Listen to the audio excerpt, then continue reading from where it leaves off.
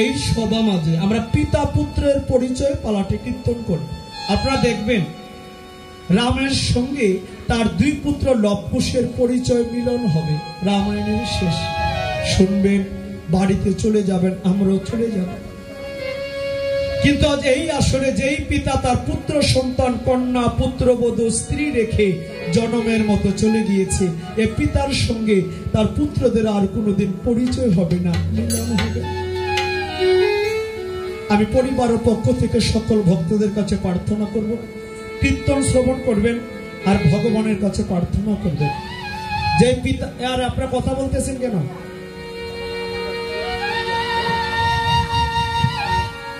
সকল ভক্তরা আশীর্বাদ করবেন যেই পিতার উদ্দেশ্যে রামায়ণ কীর্তনের আয়োজন করা হয়েছে তিনি যাতে বৈকুণ্ঠগামী হতে পারে। আরে পিতাশ্রী জীবিত কালে আদানে প্রদানে, কথাবার্তি, চলাচলতিতে, কোন নিষ্ঠুর বাক্যে যদি কোনো ভক্তের মনে কোনো দুঃখ কষ্ট আঘাত দিয়ে থাকে, আপনারা সবাই মিলে নিজ গুণে মন থেকে এখন একটু ধ্বনি দিবেন, আশীর্বাদ করবেন, অনুধ্বনি করবেন এই পিতাশ্রী যাতে বৈকুণ্ঠগামী হতে পারে। বলো পরম দয়াল শ্রী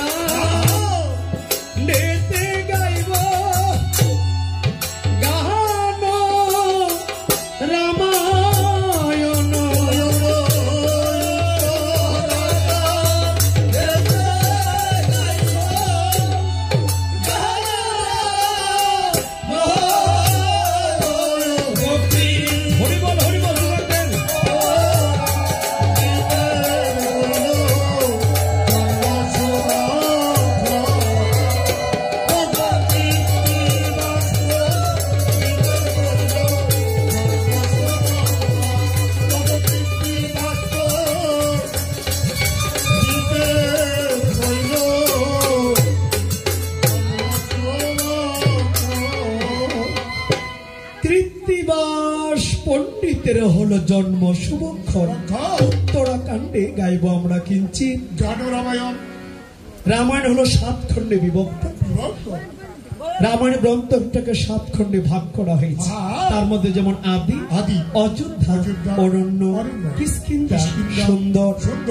কথা বললেন না? আদি, অযোধ্যা, কিষ্কিন্ধা, সুন্দর, লঙ্কা, উত্তরাখণ্ড। অর্থাৎ রামায়ণ গ্রন্থটাকে 7 খণ্ডে ভাগ করা হয়েছে। এটা আপনারা বুঝতে পেরেছেন? আমি বলেছি আদি, অযোধ্যা, অরণ্য, কিষ্কিন্ধা, সুন্দর, লঙ্কা, উত্তরাখণ্ড। বলা হয়েছে মহামণি বাল্মীকি ত্রেতা যুগে শ্রীরামচরিতামৃত রামায়ণ সংস্কৃত ভাষায় এবং কৃত্তিবাস পণ্ডিত এসে তাহার অর্থ তথা শ্রী বাংলা ভাষা ব্যাখ্যা দিয়েছে।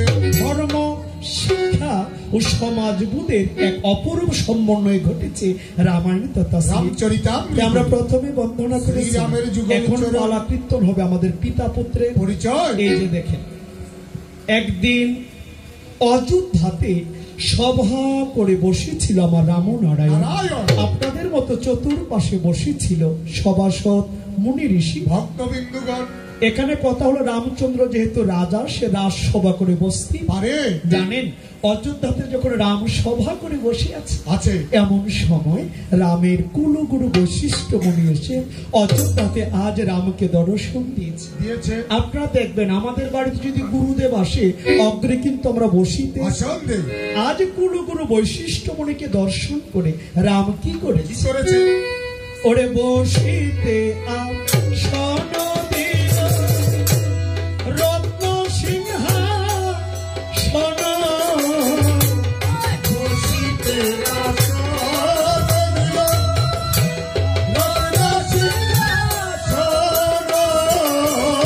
আজি বসিতে আসন দিল রত্ন সিংহাসন, বসিতে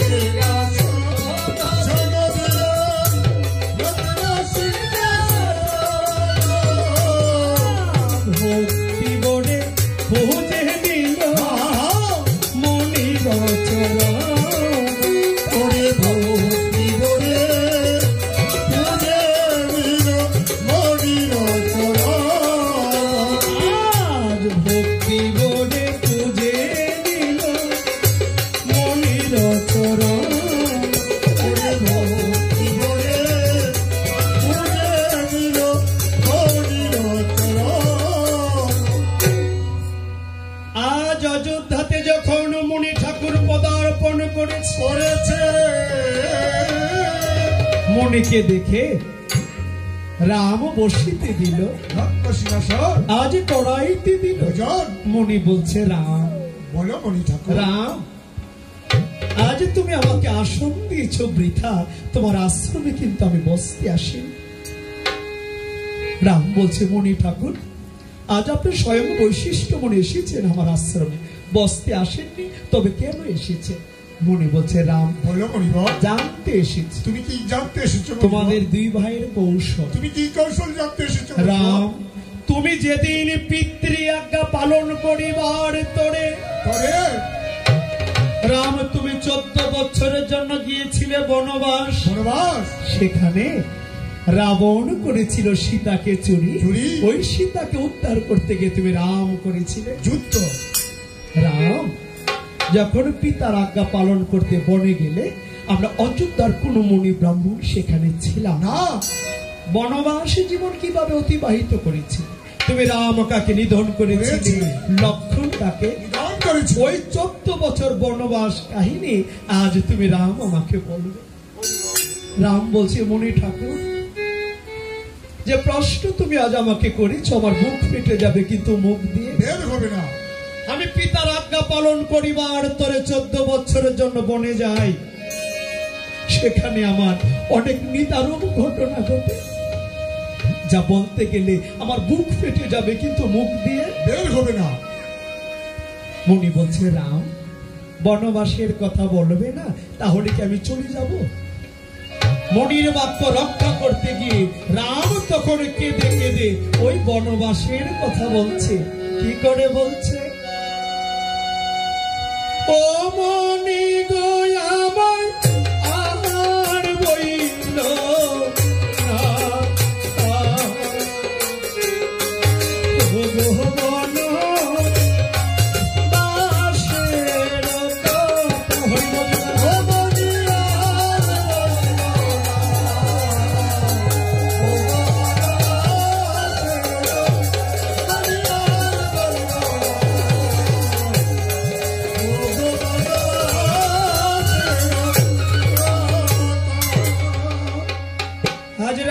রামচন্দ্র কেঁদে কেঁদে বলেছে, মণি গো আমরা গেলাম বনবাসে, আমার দেশে মরল ও পিতা হে।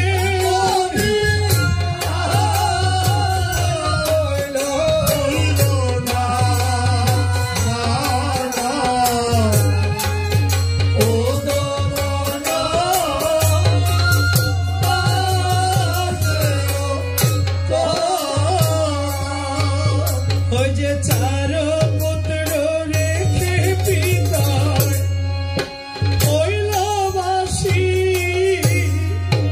মারা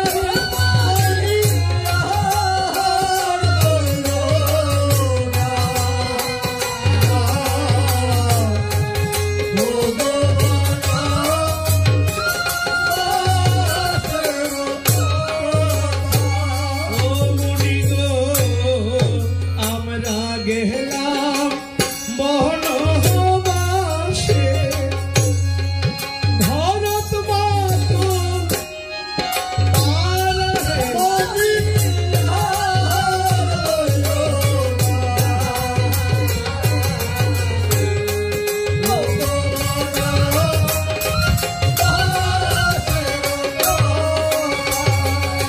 ওই যে রাবণী হরিয়ালিল পূর্ণ লক্ষ্মী সীতা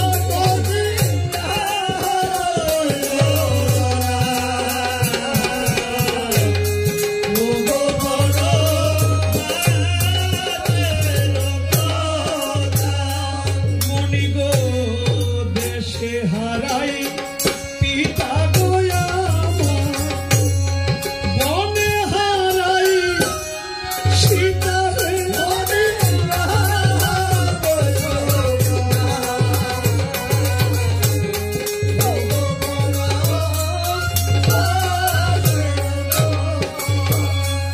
মণি গো সীতা উদ্ধার রীতে যুদ্ধ, রাবণের স্বর্গপতি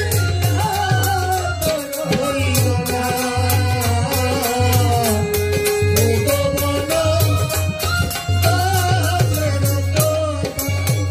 ওই যে রাবণ বধিলাম আমি, ইন্দ্র জিতল ক্ষণে হে।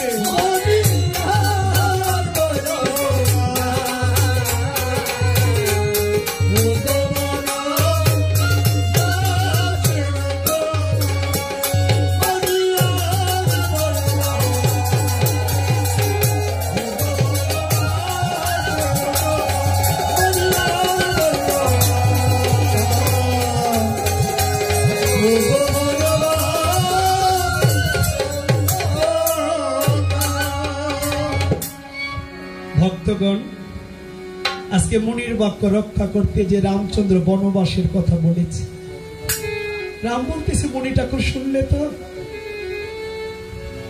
আমি রাম যখন বনে যাই, দেশে আমার পিতা দশরথ রাজা প্রান্তেন করে, আমরা চার পুত্র থেকে আমার পিতায় বাঁশি মরা হয়। আরো শুনবে, শোনো, আমি রাম দেশে হারিয়েছি, আমার পিতা বনে হারিয়েছি সীতা। লঙ্কেশ্বর রাবণ এসে আমার সীতাকে হরণ করে নিয়ে যায়। সীতাকে উদ্ধার করতে গিয়ে আমি রামচন্দ্র যুদ্ধ করেছি।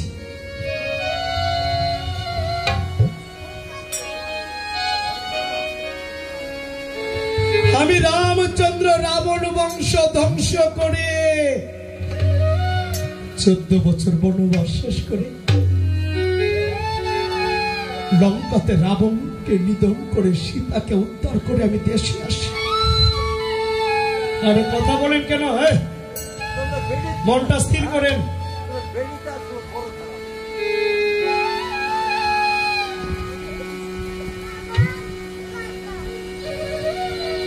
আজ রাম বলছে, মণি ঠাকুর, আমি রামচন্দ্র লঙ্কাতে রাবণ বংশ ধ্বংস করে 14 বছর বনবাস শেষ করে অযোধ্যাতে আসি। মণি গো, আমি সে হতভাগা রাম, আমি দেশে এসে আমার বাবার মুখটা দর্শন করতে পারিনি। আমি রামচন্দ্র যখন বনবাস, দেশে আমার পিতা দশরথ রাজা প্রান্তিক করে, আমরা 4 পুত্র থেকে আমার পিতায় বাসি মরা হয়েছে। মণি ঠাকুর, আমি রাম বনবাসে সীতাকে হারিয়ে ততটা কষ্ট পাইনি। আমি রাম যেই কষ্ট পেয়েছি অযোধ্যাতে এসে যখন দেখি আমার বাবা নাই, আমি কি করব রাজ্য দিয়ে, কি করব রাজ সিংহাসন দিয়ে? এ পৃথিবীতে যাদের বাবা নাই, মা নাই, তাদের মাথার উপরে ছায়া দেওয়ার মতো কেউ। আমরা 4টা ভাই আজকে পিতৃহারা। আমি রামচন্দ্র আর কোনদিন বাবা বলে ডাকবো না। আমার পিতাশ্রী আমাকে কোনদিন পুত্র বলে ডাকবে না। আজ রাম মণির চরণে পড়ে নয়ন জলে বুক ভাসিয়ে কেঁদে কেঁদে বলছে, ও আমরা 4 ভাই,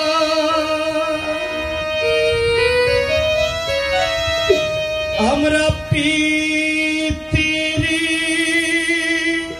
হারা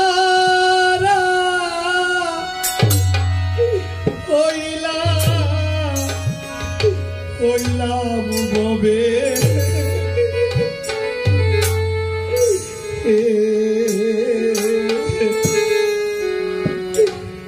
আর বাবা বলে আমরা ডাকবো করে করে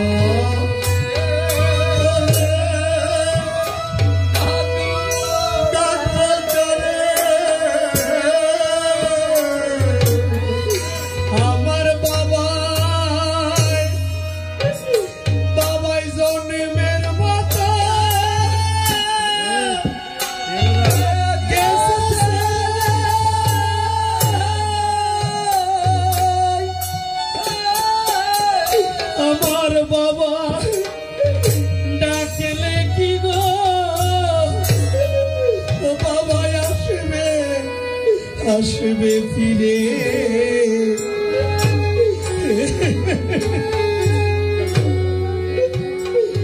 আর বাবা বলে আমরা ডাকবো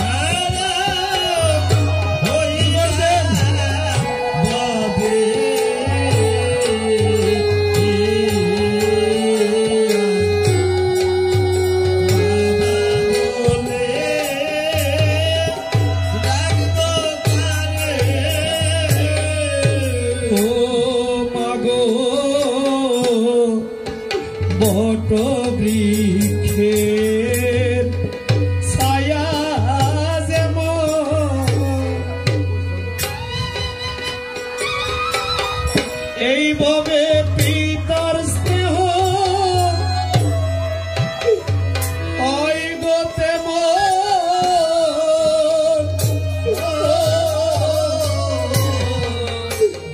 বটবৃক্ষের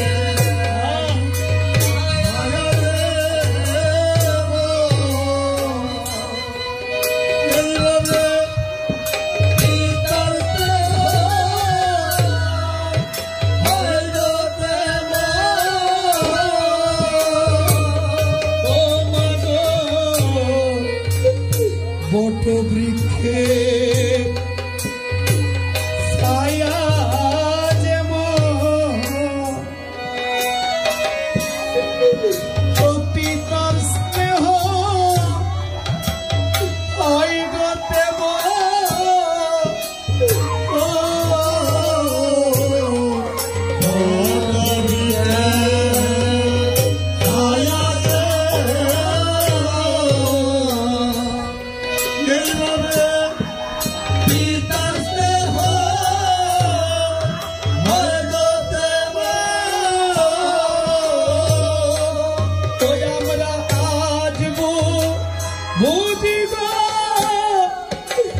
পিতার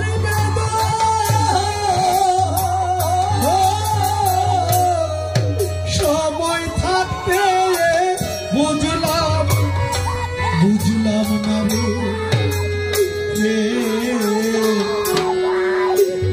আর বাবা বলে ডাকব কারে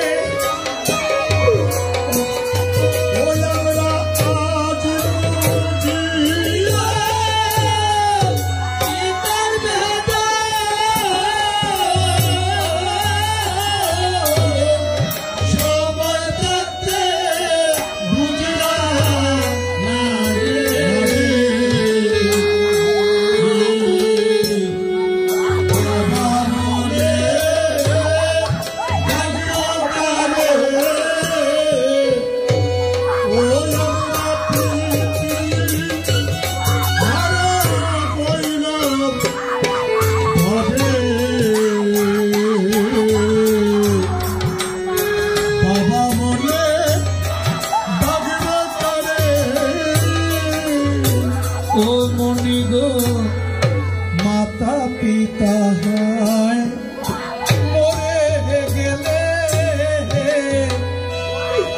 এইভাবে সন্তান বসে নয়ন জলে মাতা পিতায় মরে গেলে সন্তান বাসে নয়ন জলে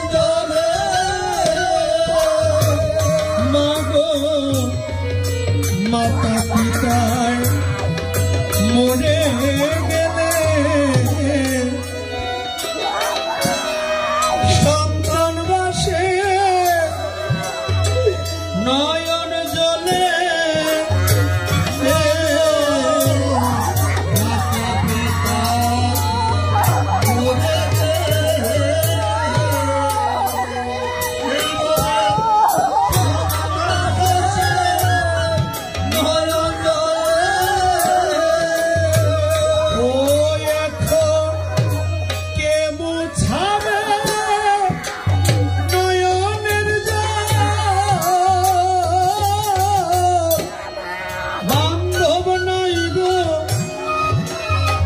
এই সংসারে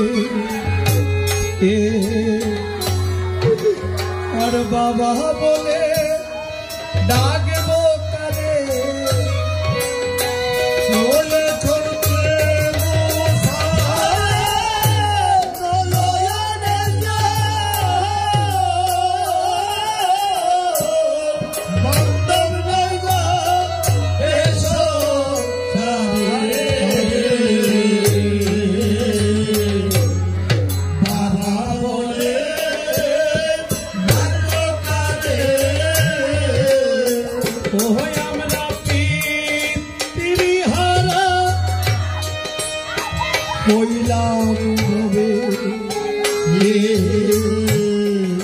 বাবা বলে ডাকবো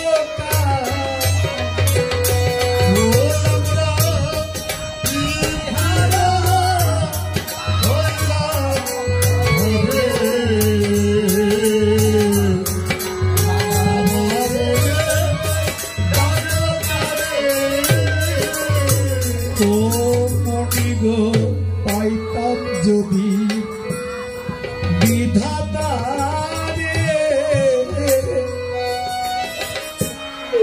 বলতাম আমি এই বদন খুলে পাইতাম যদি বিধাতা ও ভাগ্য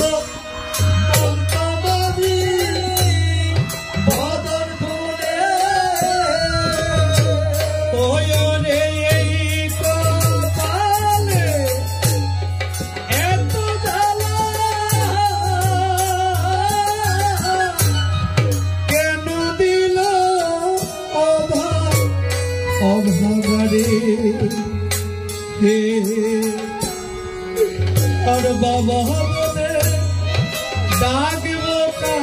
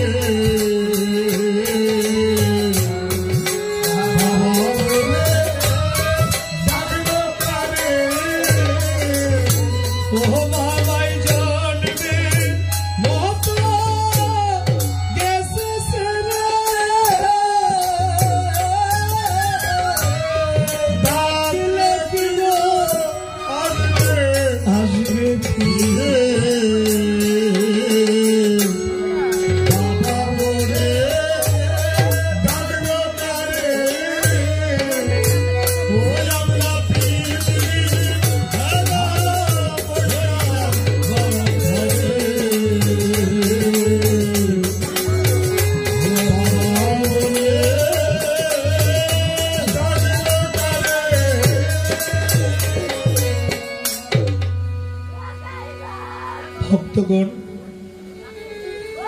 এ পৃথিবীতে প্রত্যেকটা সন্তানের মাথার উপরে বাবা মা বটবৃক্ষের মতো জমে আছে। বাবা মা হলো বট বৃক্ষ, যার নাই তারা জানে। আমার মতন পাপীয় ভক্ত পুত্র আছে,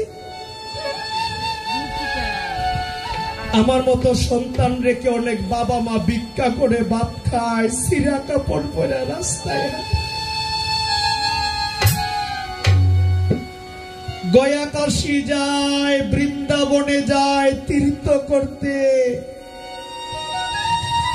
আর বাবা মা দুমুঠো ভাত পায় না ঘরে খেতে।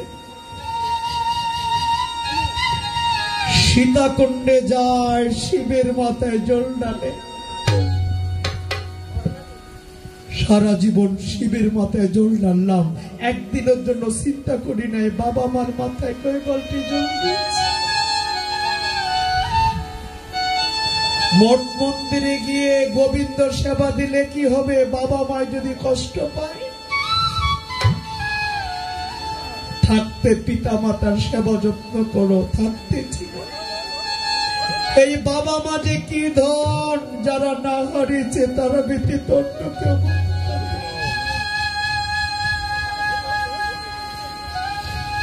বেঁচে থাকতে দুমুঠো ভাত এইনি বাবা মার মুখে, মরলে খাওয়ায় পাড়ার লোক ঢেকে। থাকতে করো, যাদের করে পিতা মাতা আছে থাকতেছি। আজ যে সন্তানরা তার পিতাকে হারিয়েছে, আজকে পিতা নাই, এ সন্তানরা জানে পিতা হারানো জ্বালা কত কঠিন। ভক্তগণ, আজকে পিতা তো চলে গেল,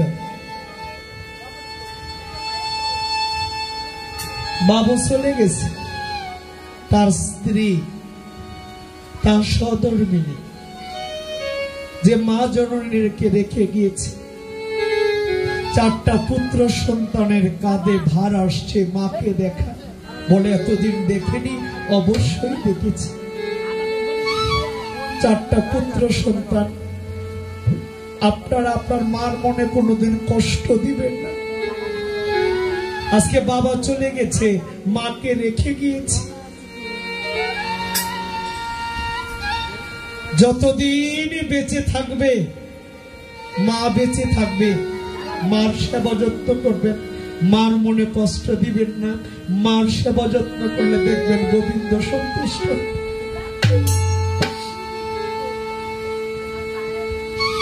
আজ রামচন্দ্র কেঁদে কেঁদে বলছে, মণি ঠাকুর এসেছিল আমার অযোধ্যাতে জানতে আমি 14 বছর বনবাস জীবন কিভাবে কাটিয়েছি। শুনলে তো, সবই শুনলে। কষ্ট মনের মধ্যে আমার এটাই, আজকে পিতা নাই। যখন বনে যাই, আমি রামচন্দ্র নিধন করেছি মহাপাপী মহাদুরাচারী রাক্ষস রাজা। আমার ভাই লক্ষণ নিধন করেছিল ইন্দ্রজিতের মতো, আর অনেক সেনা সৈন্য বধ করেছি। তার মধ্যে উল্লেখযোগ্য আমি রাবণ, আর লক্ষণ নিধন করেছে রাবণ পুত্র ইন্দ্রজিৎকে। মনে বলছে রামচন্দ্র নিজের ভাইকে বড় করার জন্য কত বড় মিথ্যের আশ্রয় নিয়েছে। রাম, তুমি বললি কি আমরা শুনবো যে তোমার ভাই লক্ষণ ইন্দ্রজিতের মতো বীরকে নিধন করেছে? রাম, তুমি তো জানো না ইন্দ্রজিতের মতো বীরকে যেমন তেমন লোক বধ করতে পারে না। এটা আমরা জানি। যেই বীর 14 বছর নিদ্রাহীন থাকতে পারে, যেই বীর 14 বছর নারীর মুখ দর্শন ব্যতীত করতে পারে, যেই বীর 14 বছর থাকে অনাহারে ইন্দ্রজিৎকে বধি করে, সেই বীর পারে। এবার বলো না, তোমার ভাইকে নিয়ে যে গর্ব করছো, তুমি রাবণকে নিধন করেছ, তোমার ভাই লক্ষণ ইন্দ্রজিৎকে নিধন করেছে। তোমার ভাই লক্ষণ কি 3টি আজ্ঞা পালন করেছিল? তবে বুঝবো যে তোমার ভাই লক্ষণ ইন্দ্রজিৎকে বধ করেছে। রাম বলছে, মণি ঠাকুর আমার ভাই লক্ষণ কোনোদিন আমার সঙ্গে মিথ্যে বলবে না, আর আপনিও তো মিথ্যে বলবেন না। তাহলে আমার ভাই লক্ষণকে ডাকি, লক্ষণের মুখ থেকে সবকিছু শুনবো। হ্যাঁ, মনে বলছে ডাকো তোমার ভাই লক্ষণকে, তোমার ভাইয়ের বীরত্ব আগে প্রমাণ করি, তারপর তোমার কাছে আসবো, তারপর তোমার বীরত্ব নিয়ে আমরা কথা বলবো। ডাকো তোমার ভাইকে। মনের আজ্ঞা পেয়ে রামচন্দ্র কি করেছে? ওরে লক্ষণ লক্ষণ বলে রাম ডাকিতে লাগিল। ওরে লক্ষণ লক্ষণ বলে রাম ডাকিতে লাগিল। লক্ষণ লক্ষণ বলে রাম ডাকিতে লাগিল। ওরে লক্ষণ লক্ষণ বলে রাম ডাকিতে লাগিল। ডাক শুনিয়া লক্ষণ ঠাকুর সবাতে আসি। ডাক শুনিয়া সবাতে আসি। আজ লক্ষণ এসে চিৎকার করে বলছে, দাদা গো, দাদা গো, এমন আকুল সুরে আমাকে কেন তুমি ডেকেছো? রাম বলছে, লক্ষণ আজও স্বয়ং বৈশিষ্ট্যমণি এসেছে আমাদের অযোধ্যা। আমাদের ভাগ্য ভালো, দুই ভাইয়ের কৌশল অর্থাৎ বীরত্ব জানতে এসেছে। আমি বলেছি তুই নিধন করেছিস ইন্দ্রজিৎকে, আমি নিধন করেছি ওই রাবণকে। কিন্তু মণি বলছে, যেই বীর 14 বছর নিদ্রাহীন থাকতে পারে, যেই বীর 14 বছর নারীর মুখ দর্শন ব্যতীত থাকতে পারে, যেই বীর 14 বছর থাকে অনাহারে ইন্দ্রজিৎকে বধিবা, সেই বীরই পারে। ও লক্ষণ, তুমি কি 14 বছর নিদ্রাহীন ছিলে? লক্ষণ বলছে, হ্যাঁ। রাম বলছে, নারীর মুখ দর্শন ব্যতীত ছিল, উপবাস, হ্যাঁ হ্যাঁ তাও ছিল। ও মা লক্ষণ, আমি না তোমাকে এতটা বিশ্বাস করি, তুমি আমার সঙ্গে মিথ্যে বলছো। তুমি 14 বছর নিদ্রাহীন কিভাবে ছিলে বলো? মনে বলছে, বলো না, বলো লক্ষণ। লক্ষণ বলছে, দাদা গো, দাদা গো, আমি কার ভাই? তোমার ভাই। তোমার নাম? রাম। রাম, যেই নামে পাথর জলে ভাসে, যেই নামে বোবায় কথা বলে, অহল্যা পাষাণী ছিল, মুক্তি হয়েছিল, কাষ্ঠের তরী স্বর্ণ হয়েছিল। দাদা, কত কত মায়ের সন্তান হয়নি রাম নামের দরিদ্র সন্তান প্রসব হয়েছে। দাদা, তোমার নামে যদি পাথর জলে বাসে, বোবায় কথা বলে, অহল্যা পাষাণে ছিল মুক্তি পেয়েছে। আরে আমি লক্ষণ 14 বছর নিদ্রায় থাকতে পারবো না? সবই তোমার কৃপা। যখন তুমি পিতার আজ্ঞা পালন করতে বনে যাবে, আমি যখন সিদ্ধান্ত নিয়েছি তোমার সঙ্গে বনে যাব, আমার মা আমাকে ডেকে নিয়ে বলেছিল, লক্ষণ, লক্ষণ, এই পৃথিবীতে পিতার অবর্তমানে বড় ভাই হলো পিতৃ সমান, বড় বৌদি হলো মাতৃ সমান।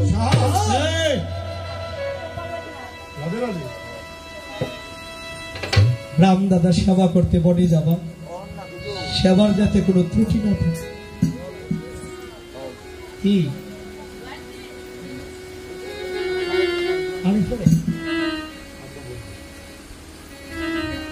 মনটা স্থির করেন, কথা বললেন না, মনটা স্থির করেন, ভাল লাগবে। আর কথা বললে কিছুই বুঝবেন না। লক্ষণ বলছে, আমি যখন বনে যাব, আমার মা বলেছিল, লক্ষণ, লক্ষণ, তুমি দাদা বৌদির সেবা করতে যাচ্ছ বনে, সেবার যাতে কোনো ত্রুটি না থাকে। বনে যাবে, রাম তোমার পিতৃ সমান, সীতা তোমার মাতৃ সমান। বনে যাবা, দাদা বৌদি যখন ঘুমাবে, তুমি দরকার হলে ঘুমাবে না, দরকার হলে ঘুরে ঘুরে পাহারা দিবে। তারা খাওয়ার পর তুমি খাবে। আর যদি না খেয়ে থাকতে পারো, তোমাকে দেয়নি, একদিন খেতে পারো নি, উপবাস যাবে। তখন আমি মানা নিদ্রা দেবীকে ডেকে ডেকে বলেছিলাম, মা, আমি দাদা বৌদির সেবা করতে বনে যাচ্ছি, এ 14 বছরের জন্য তুমি আমার চোখ থেকে ঘুম কেড়ে নিয়েছিল। 14 বছরের জন্য আমার চোখ থেকে ঘুম কেড়ে নিয়েছিল, ঘুমায়নি। তোমরা যখন বন মধ্যে ঘুমিয়ে পড়তে, আমি লক্ষণ কিন্তু ঘুমাই নাই। আমি লক্ষণে তোমাদের ঘুরে ঘুরে পাহারা দিয়েছি, একটি রজনে ঘুমাই। রাম বলছে, ওরে ভাই, তোর গুরু ভক্তি দেখে আমি মুগ্ধ হয়ে যাই। এবার বল, 14 বছর কিভাবে নারীর মুখ দর্শন ব্যতীত ছিল? সীতা তো আমাদের পাশে ছিল। সীতা হলো নারী। আচ্ছা, তুই কি একদিনের জন্য সীতার মুখ দর্শন করিস? না গো দাদা। লক্ষণ বলছে না। কিভাবে জানো? কিভাবে? সীতা তোমার মা, মাতৃস্বরূপ। আমি একদিনের জন্য সীতার মুখ দর্শন করি। সীতাকে আমি মাতৃরূপে বচনা করেছি। এতদিন সীতা দেবীর যুগল চরণের দিকে তাকিয়েছি। 14টা বছর সীতার যুগল চরণের দিকে তাকিয়েছিলাম। একদিনের জন্য মুখ তাকাইনি। দাদা, আমি চরণের বড় কান্না। তুমি আমাকে চরণ ছাড়া কইল না। এই 14 বছর যেমন তোমাদের যুগল চরণের কান্নাল ছিলাম, আগেও ছিলাম, এখনো আছি, ভবিষ্যতেও থাকবো। তখন লক্ষণ বলেছে, আমায় চরণ ছাড়া করো না, আমায় চরণ ছাড়া করো না,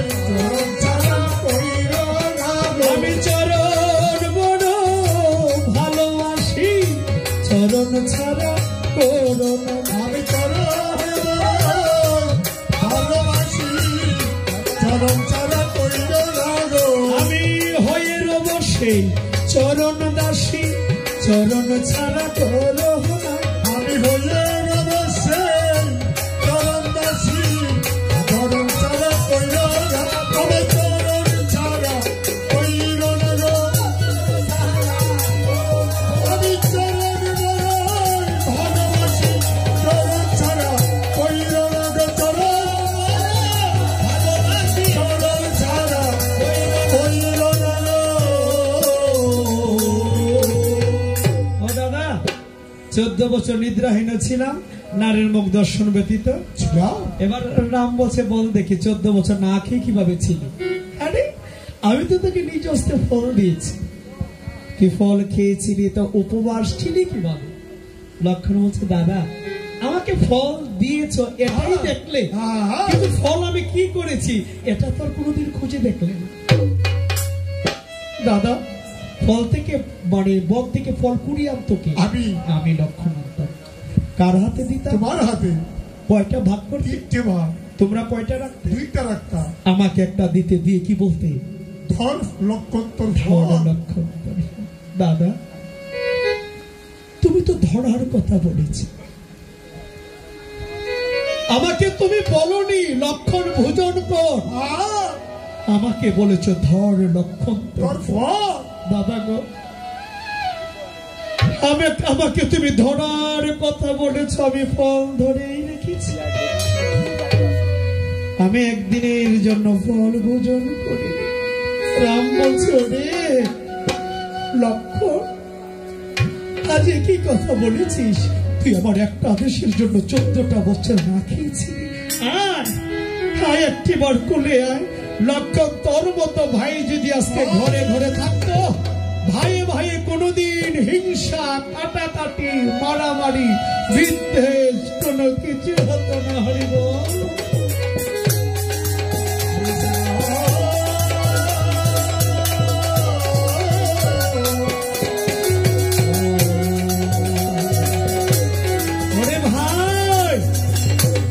গুরু তোর মতো ভাই যদি ঘরে ঘরে থাকতো, ভাই ভাই কোনোদিন হিংসা হতো, কাটাকাটি হতো, মারামারি হতো, বিদ্বেষ হতো না।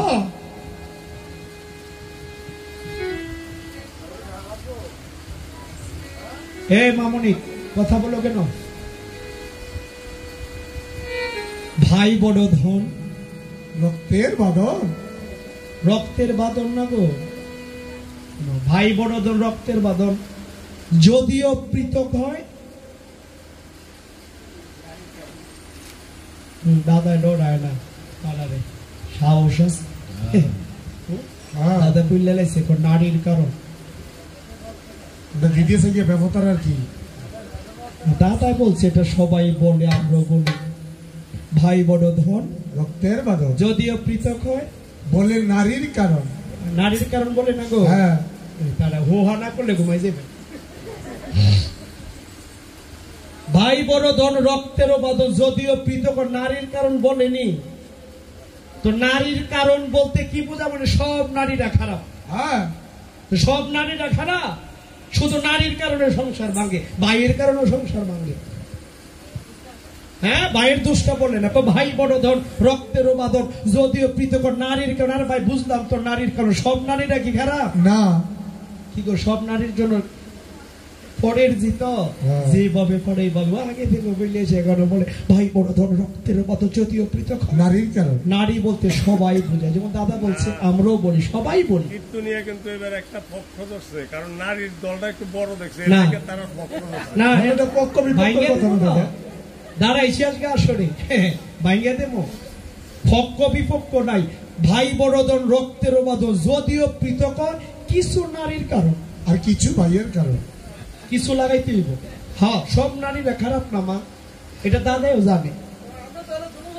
হ্যাঁ দাদা, এতদিন তো আপনারা আমরা বলেছি ভাই বড় ধন, রক্তের বাঁধন, যদিও পৃথক, নারীর কারণ। সব কিছু তার উপরে দিছি। নারীর কারণে সংসার ভাঙে না, নারীর কারণে গড়েও। হ্যাঁ, এটা বলতে পারি কিছু নারীর কারণ, সব নারীরা খারাপ না।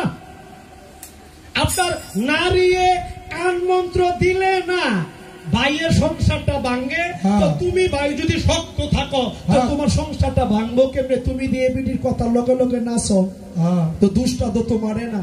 এগুলো যে বের করে না, এগুলো দিয়া তো তুমি যদি শক্ত থাকো, তোমার যতই কানের মধ্যে ফু দেখ, মন্ত্র দেখ, তুমি শক্ত থাকলে সংসার আবার ভাঙ্গে কেমনে?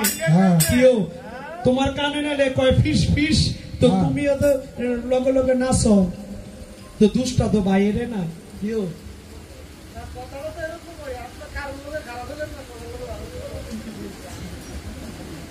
আমার কথাটা কি যুক্তি নাই? কেউ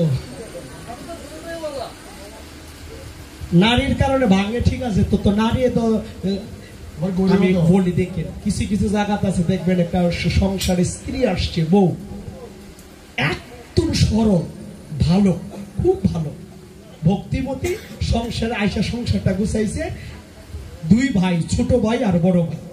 তো সংসারে আসার পরে 1-1.5 মাস গেছে, এবার বউটা যে স্বামীকে বলতেছে, কই গো, তোমার তোর বাবা নাই, মাও নাই, একটা মাত্র ভাই, ছেলে হইলো আছে, ভাই হইলো আছে। আজকে থেকে উনি আমার সাথে থাকবো, খাইবো এক লগে। এ ভাই বেশি বুঝোস না, দেখো সংসারের মধ্যে হ্যাঁ ভাই ভাই ঠাই ঠাই আমি থাকবো, জিপুত দিয়ে খাবো।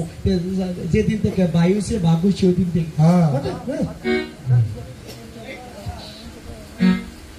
আসি মেমন, মানে বউ একটা আসছে খুব ভালো। তো ভাইটা বলতে যেতে কয়টি দেয় সংসারের মধ্যে বাতে। আবার কিছু কিছু জায়গার মধ্যে দেখেন জামাই একবারে সরল, একবারে ভালো ভক্ত, কিচ্ছু বুঝে না, বউ একটা আইছে পুরা রিনা খা। আই সংসারটার মধ্যে কি শুরু করছে, আগুনটা লাগাইছে ভাইটা কমা কমা কমা এটা শুরু করলো গীতা। কি এতদিন কি আসলাম, এখন কি হইতেছে কিচ্ছু বুঝে না। একদিন কালারটা দিয়ে ধরে নিয়ে কয় নাই ওরা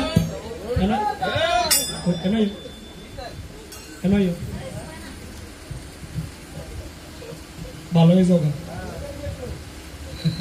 বাইরে জামাই কিন্তু ধরছে বল এবার বিলে গেছে, আপনি বিলে গেছেন কি মগার মনে করছে মগারে গেছে। ওই বাইটা কয় জামাইটা কয় কি বউডার সরল না জামাই কয় বউ মা নাই বাপ নাই, একটা মাত্র ভাই, এক লগে থাকবো খাইবো, তুমি কি কো এবারে ইটার কথাই তো এই কারণে তো তোমার ধরে আনছি। ভাই তো আমারও আছে, ভাইকে এক লগে খাইবো, ভাই সার্গ নিবে তোমারে শেষ আসেনি আমার। হ্যাঁ ভালো খারাপ শুধু এই কথাটা বললে চলবে না। ভাই বড়দল রক্তের বাদল যদিও পৃথক, নারীর কারণ। নারী বলতে সব নারী, মা সব নারীরা খারাপ না, কিছু লাগাবেন, কিছু নারীর কারণ। অর্থাৎ এখনো তো ভালো মা আছে পৃথিবীতে, সংসারে ভালো নারী আছে, ভালো বাবা আছে, ভালো ভাই আছে। যেমন রাম লক্ষণ, কেমন ভাই, দাদার একটা আদেশের জন্য 14টা বছর না খেয়েছে। প্রত্যেকটা সংসারে ফুল ফুটুক, সবাই ভালো থাকুক, সুখী থাকুক, ভগবান সকলকে শান্তিতে রাখুক, এই কামনার্থে ভগবানের কাছে প্রার্থনা সকলকে শান্তি দেয়। বলো পরম দয়াল শ্রী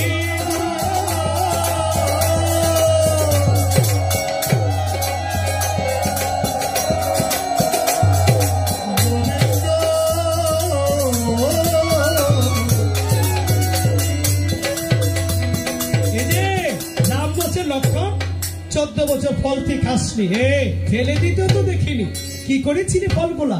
লক্ষণ বলছে এখনো বিশ্বাস জন্মায়নি, দাদা গো তোমার যদি অবিশ্বাস হয় ফলগুলা এনে দেখো, গণনা করে দেখো, ফলগুলো এখনো আছে। আমরা পঞ্চবটি বনে যেখানে যেখানে বসবাস করেছি ফলগুলো আছে, তুমি এনে দেখো।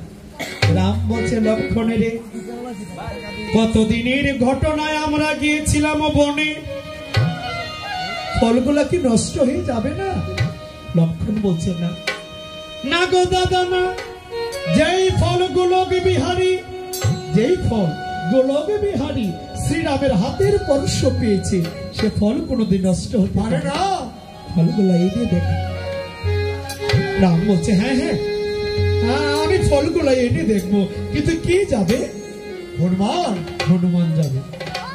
রাম বলছে হনুমান, হনুমান, হনুমান আমরা পঞ্চবটি বনে যেই যেই কুঠিরের পাশে বসবাস করেছি, একটিবার যাও, সেখানে কিছু ফল পড়ে আছে, ফলগুলো এনে দাও। আজ রামের আজ্ঞা পেয়ে হনুমান যাচ্ছে, আর মনে মনে ভাবছে আমি হলাম কত বড় একটা বীর হনুমান। হে মায়েরা, আমি হনুমান কত বড় বীর। লক্ষণ যখন শক্তি ছেলে পড়েছিল ওই গন্ধমদ পর্বত টানার জন্য আমার দরকার হয়েছিল, আজ প্রভু আমাকে সামান্য দুটো ফলের আদেশ দিয়েছে। জানেন এই কর্মটা কিন্তু ছোট একটা বানরই করতে পারে, এই কর্মটা ছোট একটা বানরই করতে পারে। আজ রঘুনাথ আমাকে দেখেছেন, সামান্য দুটা ফলের আদেশ দিয়েছে, এটা কি আমাকে মানায়? আজ হনুমান অহংকার মন নিয়ে বনে গেল, বনে গিয়ে হনুমান ফলগুলা একত্রিত করেছে ফলগুলো।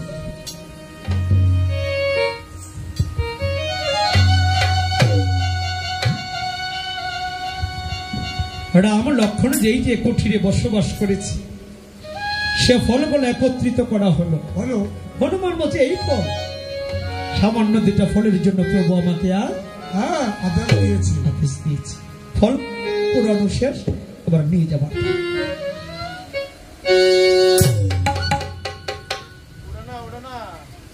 শর্টমট করলো নাকি? না না, এটা তো বাড়ি কে আপনি দর্শনটা ভালো করে বেরোলেন। হ্যাঁ, আরে কোনো ব্যাপার না, আমি হনুমান, আর এটা হয়ে যাবো, ব্যাপার না। এটা হিমালয় পর্বতের চেয়েও বাড়ি। খাইছেও সর্বনাশ হয়েছে। রাম প্রভু আপনি আদেশ দিছে, মনে মনে কোনো কিছু ভাবছেন না আপনি? অহংকার নিছিল। আমি হনুমান বলছিলাম আমি এত বড় বীর হনুমান, প্রভু সামান্য দুইটা ফলের আদেশ দিয়েছে।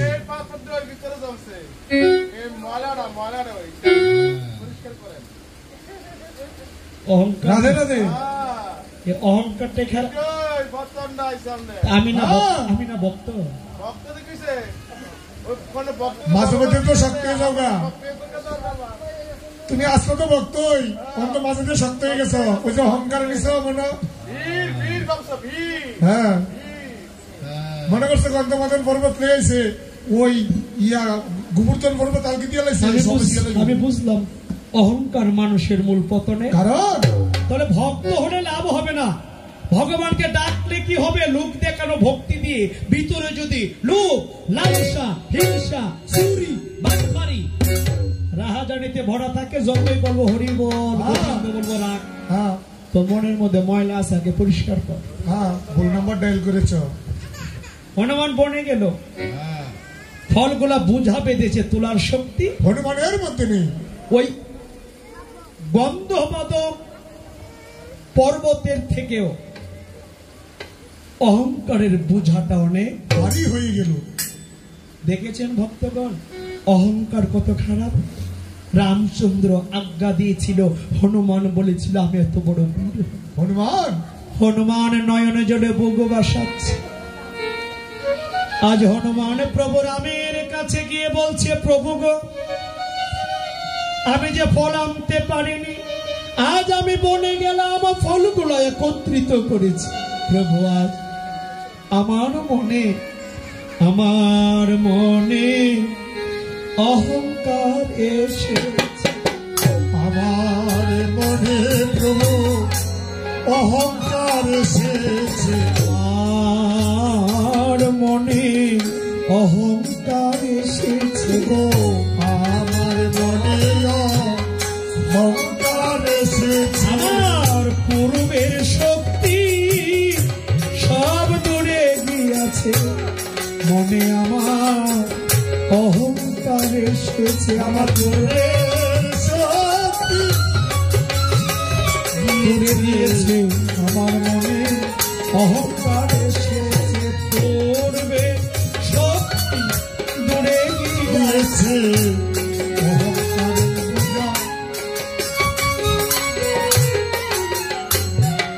মনে অহংকারের উদয় দিয়েছে। বনে গেলাম, ফলগুলো একত্রিত করলাম, আনতে পারিনি। রামচন্দ্র বলছে, যাও হনুমান, নিজের ভুল বুঝতে পেরেছ, তাতেই আমি সন্তুষ্ট, তুমি আর কিছু বলা লাগবে না, যাও। অন্তর্যামী ভগবান সবকিছুই তো জানে। আশীর্বাদ করে দিল আর বলে দিল, হনুমান ভক্ত হলে কি হবে? মনে যদি অহংকার থাকে, হিংসা থাকে। ভক্তগণ দেখেন,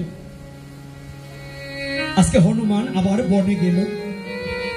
বনে গিয়ে যে ফলগুলা, সে ফলগুলা একত্রিত করে আজ মনানন্দে হনুমান অহংকার ত্যাগ করে বনে গিয়ে ফল বুঝা বেঁধেছে। আজ ফল নিয়ে হনুমান যাত্রা করেছে। কিভাবে?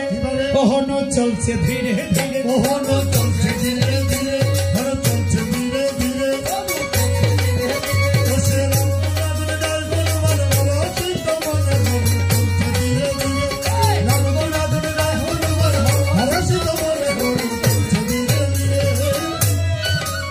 হনুমান বনে গেল, ফলগুলা বুঝাবুঝি প্রভু রামের কাছে এসে বলছে, প্রভু হ্যাঁ ও হনুমান প্রভু, এই যে আপনার ফল এনেছি। এনেছ? হ্যাঁ। রামচন্দ্র বলছে, এবার গণনা করার পাল। গুনতে গুনতে গুনতে গুনতে গুনতে গুনতে গুনতে দেখা গেল যে 14 বছরের ফল গণনা করা হলো, এর মধ্যে 7 দিনের ফল কম দেখা যায়। কম। রাম বলছে, ওরে ভাই লক্ষণ, লক্ষণ আমার মনে হয় 7 দিনের ফল তুই করেছিলি ভক্ত। ফলগুলো কোথায়? লক্ষণ বলছে, না গো দাদা না, তোমার ভাই লক্ষণ মিথ্যে জানে না। দাদা একটিবার দেখো করিয়া স্মরণ, কোন কোন দিন ফল দাদা আমরা করিনি আহরণ। করিনি আহরণ। দাদা এই 14 বছরের মধ্যে 7 দিন কিন্তু আমরা ফলই খাই নাই। কোন দিন? প্রথম দিন, যেদিন বনবাসে যাই, সারাটা দিন হাঁটতে হাঁটতে ফল তুলে কে আর ফল খাই। দ্বিতীয় দিন, যেদিন শুনতে পাই দেশে পিতার মৃত্যু সমাচার, আশ্রমেতে 2 ভাই ছিলাম না। কয়দিন গেল? দ্বিতীয় দিন। তৃতীয় দিন, যেদিন রাবণ সীতাকে হরণ করে নিয়ে যায়, সীতার দুঃখে আমরা 2 ভাই বনবাসে ঘুরেছি। ফল তুলে কে আর ফল খাই কে? কয়দিন গেল? 3 দিন। 3 দিন। চতুর্থ দিন দাদা, যেদিন রাবণ মায়া সীতা কেটেছে, আমরা ভেবেছি আসল সীতাই ফল কেটেছে। তুলে কে আর ফল খাই কে? ও দাদা, কয়দিন গেল? চতুর্থ দিন। পঞ্চম দিন, যেদিন 2 ভাইকে সর্পবাণে মেরে পাতালে নিয়ে গিয়েছিল বলি দেওয়ার জন্য, ফল তুলে কে আর ফল খাই কে? কয়দিন গেল? পঞ্চম দিন। ষষ্ঠ দিন, যেদিন তোমার ভাই লক্ষণকে মেরেছিল শক্তি সেন, আমি দোলায় পড়েছিলাম, ফল তুলে কে আর ফল খাই কে? ও দাদা, সপ্তম দিনের কথা, সেদিন আমরা বিজয় মিছিল করেছি, আনন্দ করেছি, উল্লাস করেছি, ফল তুলে কে আর ফল খাই কে? কোন দিন? যেদিন আমরা রাবণকে করেছি নিধন, সীতাকে করেছি উদ্ধার, সেদিন আনন্দে ফল তোলাও হয়নি, ফল খাওয়াও হয়নি। হরি বল। কৃষ্ণ হরে কৃষ্ণ, কৃষ্ণ কৃষ্ণ হরে হরে, হরে রাম হরে রাম, রাম রাম হরে হরে, হরে কৃষ্ণ হরে কৃষ্ণ, কৃষ্ণ কৃষ্ণ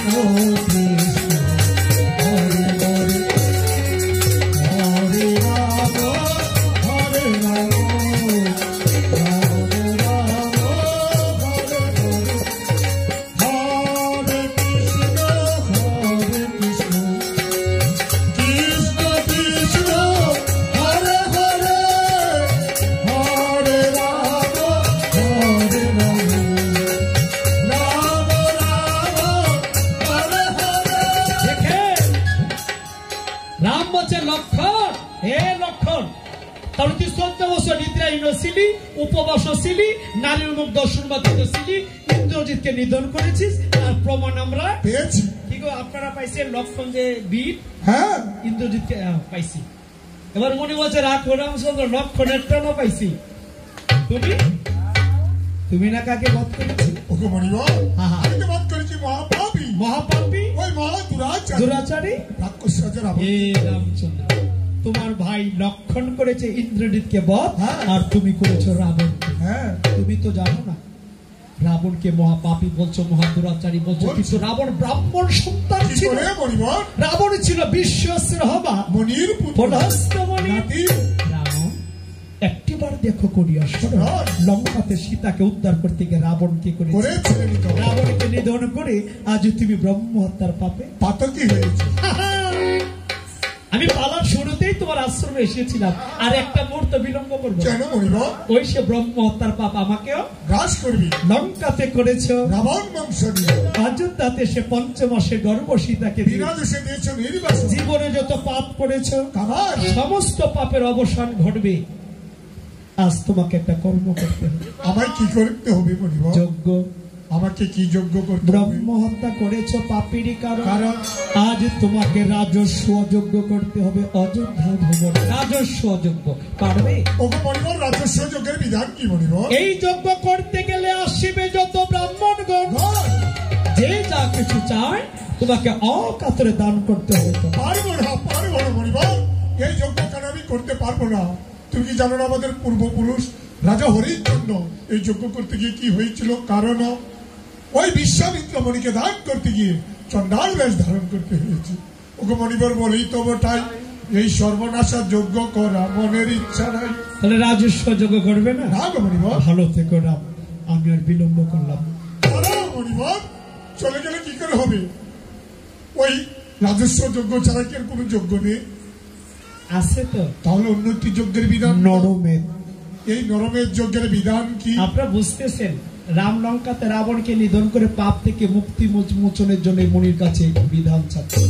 মনে বলছে নরমেধ যজ্ঞের বিধান। এই যজ্ঞের বিধান কি মণিবর? এই যজ্ঞ করতে গেলে নর অর্থ মানুষ, মেদ অর্থ মস্তক। ৫ম বছরে নিষ্ঠাবান ব্রাহ্মণ সন্তানের মস্তক কেটে যজ্ঞে আহুতি দিতে। কি বলছো মণিবর?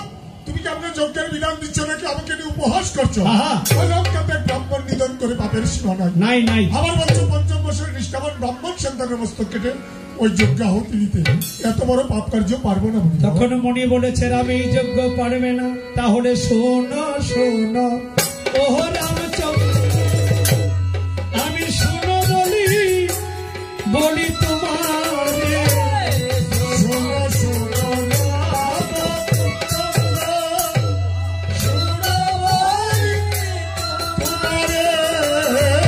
আজ অশ্বমেধ যজ্ঞ করো, আজ ভাবুব তুমি আর সবেদ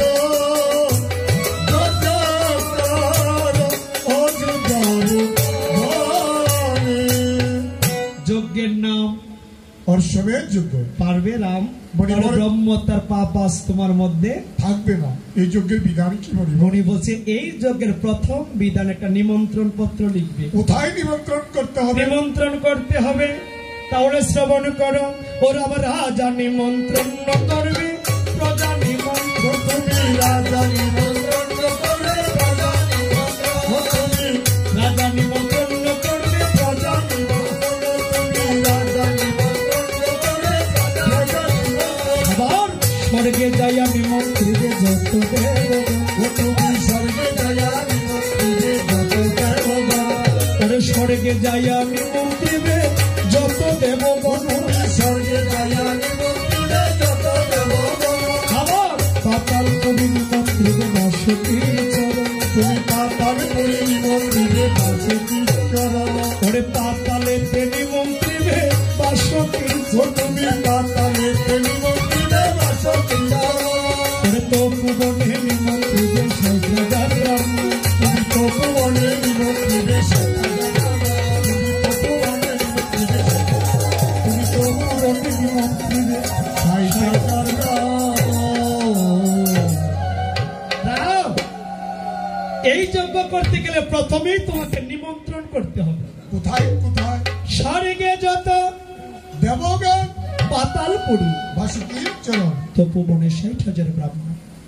একজন ব্রাহ্মণ যদি অনিমন্ত্রিত থাকে তোমার যজ্ঞ পূর্ণ হবে না। আসবে তো ব্রাহ্মণগণ, রাম দিতে হবে সুবর্ণের আসন, শ্রদ্ধার সহিত সুবর্ণের আসন করাইতে হবে, ভোজন দিতে হবে, দক্ষিণা প্রত্যেকটা মুনি ব্রাহ্মণকে বরণ করতে হবে। তাও পারবো মণিবর।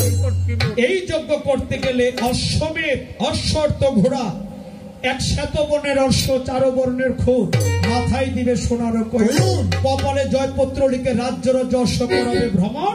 যজ্ঞ সমাপন কালে এই অশ্বের রুদি দিয়ে যজ্ঞ আহুতি দেবে। রামচন্দ্র। বলো মণিবর। আর একটা দুঃখের বিষয়, কেন মণিবর? এই যজ্ঞটা করতে গেলে বাবা তোমাকে যুগরু রূপে বসতে হবে, কুলে পুত্র নিতে হবে। পারবে? রাম বলছেন না। চা হয়ে গেছে দাদা।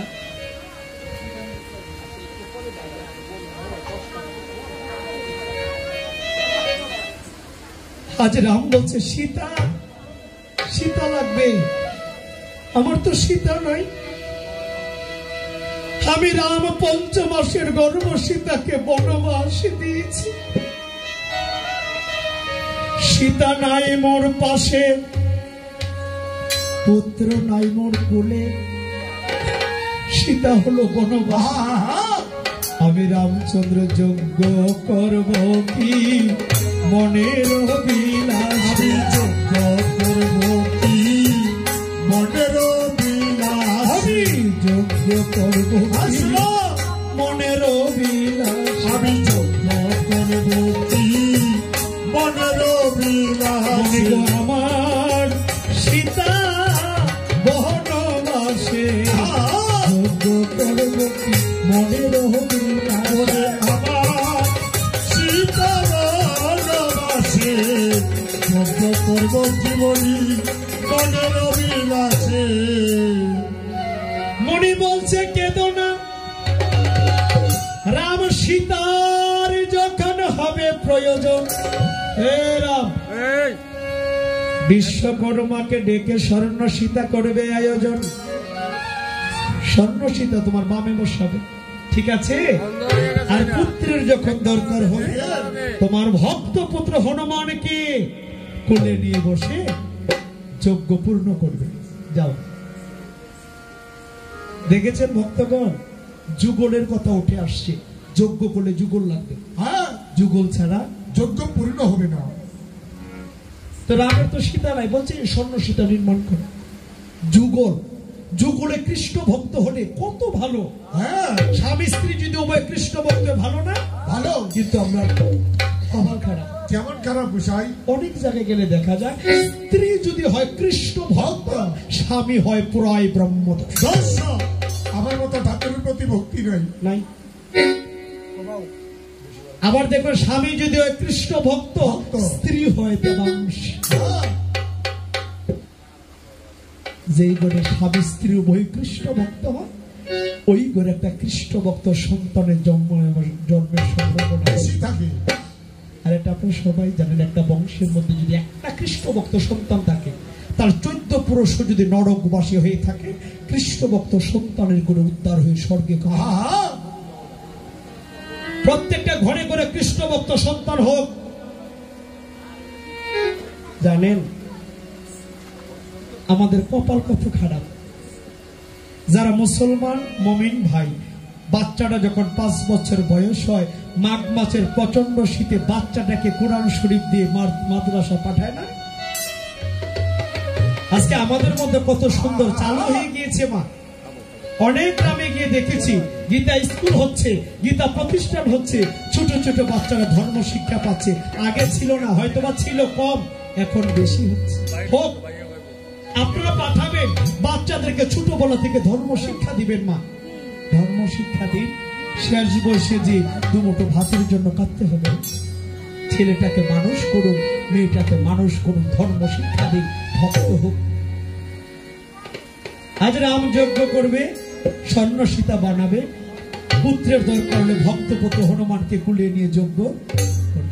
আচ্ছা রাম, এ যজ্ঞ সবাই তুমি রামচন্দ্র যজ্ঞের নিমন্ত্রণ কাকে দিয়ে করাবে? ওই সুমন্ত্র সারথী সুমন্ত্র করবে সবাইকে নিমন্ত্রণ। আচ্ছা রাম, তুমি কি করবে? ওগো মণিবর, আমি 60,000 মণির শ্রী চরণ জল করাবো। আচ্ছা লক্ষণ? লক্ষণ সবাইকে নিজ হস্তে বরণ করবে। ভরত? ভরত সবাইকে ভোজন করাবে। শত্রুঘ্ন? শত্রুঘ্ন সারথী সবাইকে বসিত রত্ন সিংহাসন দিবে। আচ্ছা ঠিক আছে। বিশ্বকর্মা কিন্তু যজ্ঞের যজ্ঞস্থল স্বর্ণ দিয়ে নির্মাণ করবে। তাহলে মায়েরা, আমরা অশ্বমের যজ্ঞ পালন নাম পিতা পুত্রের পরিচয়। এখন আমরা যজ্ঞের নিমন্ত্রণ করব। হ্যাঁ, নিমন্ত্রণ ছাড়া যজ্ঞ হইব গো মা? দিব না। তাহলে আয় বাবা আয়।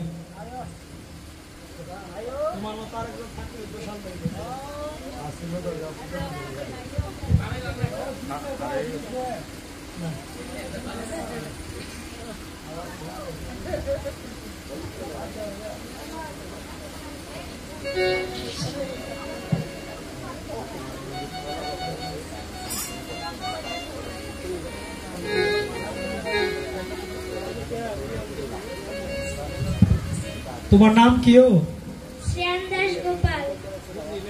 শ্রেয়ান দাস গোপাল। শ্রিয়া ষাট সেকাম। ওই আমরা ওই দিন প্রোগ্রামে গেছিলাম,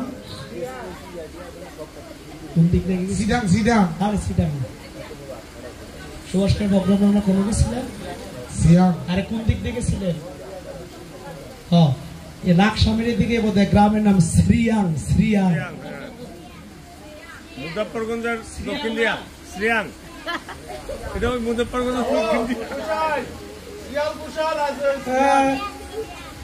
শ্রেয়ান শ্রেয়ান ও আমি কইতারি না রে তো হ্যাঁ বহুত টাকা দেয় এর নাম শ্রেয়ান আর কই কই শ্রেয়ান বল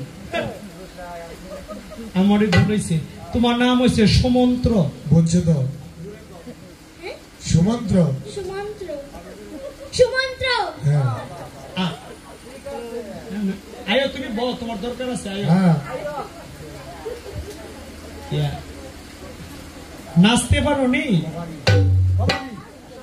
তো কবি না পারি পারি আমি রামচন্দ্র যজ্ঞ করব তোমাকে বানালাম সমুদ্র তুমি এখন নিমন্ত্রণ করবা এ যজ্ঞে নিমন্ত্রণ পত্র নিয়ে প্রথমেই যাবার স্বর্গে স্বর্গে যত পাতালপুরী তপোবনে সবাইকে করবে নিমন্ত্রণ মনে রাখে একজন ব্রাহ্মণ যদি অনিমন্ত্রিত থাকে আমার যজ্ঞ পূর্ণ হবে না এদিক দিয়ে যাইবা এদিক দিয়ে নাচতে নাচতে এদিক দিয়ে যাবা এদিক দিয়ে গিয়ে একটা রাম কুণ্ডলী দিয়ে আসরে চলে আসবা হ্যাঁ তোমাকে দেখলে সবাই বুঝবে রামচন্দ্র যজ্ঞ করবে এটা নিমন্ত্রণ পত্র ঠিক আছে ঠিক আছে নাচতে হইব কিন্তু দেখা যাবে আজকে রামচন্দ্র যজ্ঞ করবে সমন্ত্র চলে যাচ্ছে সমন্ত্র চলে ঠিক আছে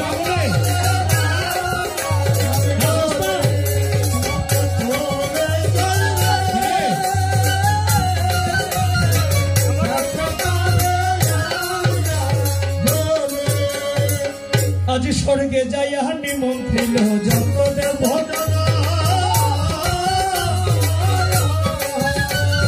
স্বর্গে যাইয়া নিমন্ত্রিল জগদেব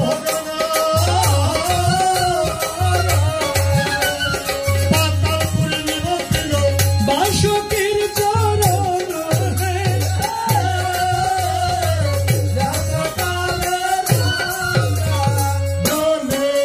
হাতি পাতালে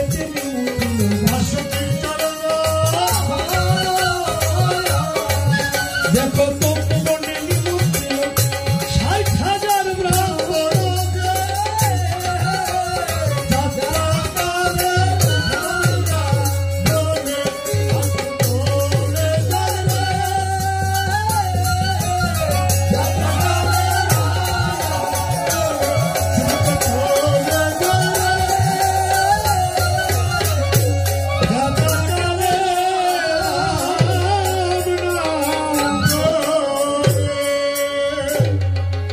রাম যজ্ঞ করবে সুমন্ত্র নিমন্ত্রণ করেছে স্বর্গ মর্ত পাতাল রাজা প্রজা মুনি ঋষি আগত ভক্তবৃন্দগণ আপনারা সবাই অশ্বমের যজ্ঞে সবাইকে নিমন্ত্রণ করে সুমন্ত্র দেখেই বারে পায় যে আসলে আমি যে নিমন্ত্রণ করলাম কেউ বাদ পড়েছে কিনা রাম বারবার করে বলে দিয়েছিল একজন ব্রাহ্মণ যদি অনিমন্ত্রিত থাকে তাহলে রামের যজ্ঞ পূর্ণ হবে আজকে মনে মনে নিমন্ত্রিত হিসাব করে চান ওই লোমসমণি আর অঙ্গিরামণি নামে দুজন ব্রাহ্মণ বাদ পড়েছে কি বারে ভাই কয়জন বাদ পড়ছে গো দুইজন একজন হলো লোমসমণি আর একজন অঙ্গিরামণি সমন্ত্র মনে করে ভাবো না দুজন ব্রাহ্মণকে নিমন্ত্রণ না দিলে রামের যজ্ঞ পূর্ণ হবে আমি যাই ওই লোমসমণি আর অঙ্গিরামণিকে গিয়ে তাড়াতাড়ি নিমন্ত্রণ করে আবার সমন্ত্র পত্রখানি মাথায় নিয়ে লোমসমণি আর অঙ্গিরামণিকে নিমন্ত্রণ করতে যাবে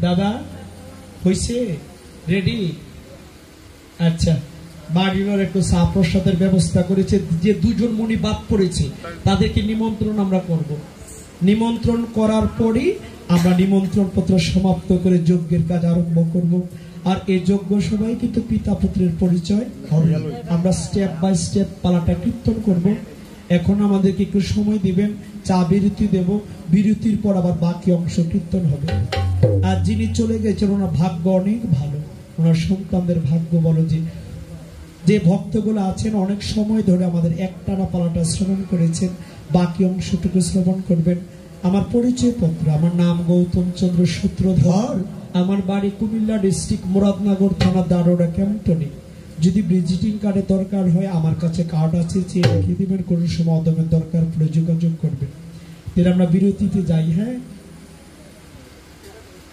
দাদা বিরতি দেই।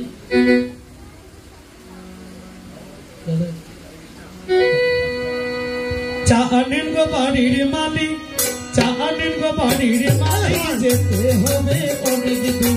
কই মা গেছে বাজনা মোদের, কই মা গেছে গলার সুর, কই মা গেছে বাজনা মোদের, কই মা গেছে গলার সুর।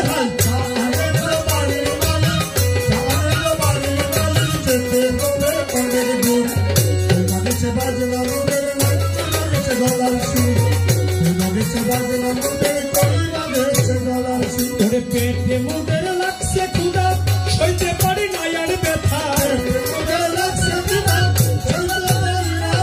সাইয়ের সঙ্গে দিও মুড়ি, সাইয়ের সঙ্গে দিও মুড়ি। হইও না এত নিষ্ঠুর, কই মাগেছে বাজনা মোদের, কই মাগেছে গলার সুর, কই মাগেছে বাজনা মোদের, কই মাগেছে গলার সুর। আবার চায়ের পরে পাঁচশো বাড়ি এনে দিবা তারা, চায়ের পরে পাঁচশো বাড়ি এনে দিবা তারা। চায়ের পরে পান্না খাইলে, চায়ের পরে পান্না খাইলে কণ্ঠ হয় না সুমধুর, কই মাগেছে বাজনা মোদের, কই মাগেছে গলার সুর, কই মাগেছে বাজনা মোদের, কই মাগেছে গলার সুর। ওরে মেয়ে লোকের দরদ বেশি, তোমরা আমার মাসি পিসি। লোকের দরদ বেশি, তোমরা আমার পিসি মাসি। মনের কথা জানার পরও, মনের কথা জানার পরও আর খাইতো না রসের ভর। কই মাগেছে বাজনা মোদের, কই মাগেছে গলার সুর, কই মাগেছে বাজনা মোদের, কই মাগেছে গলার সুর। অধম গৌতমেরও এই বাসনা টানা খেয়ে কেউ যাবে না। এই মিনতি সবার পদে, এই মিনতি সবার পদে দিয়ে দেবো নিমন্ত্রণ। কই মাগেছে বাজনা মোদের, কই মাগেছে গলার সুর, কই মাগেছে বাজনা মোদের,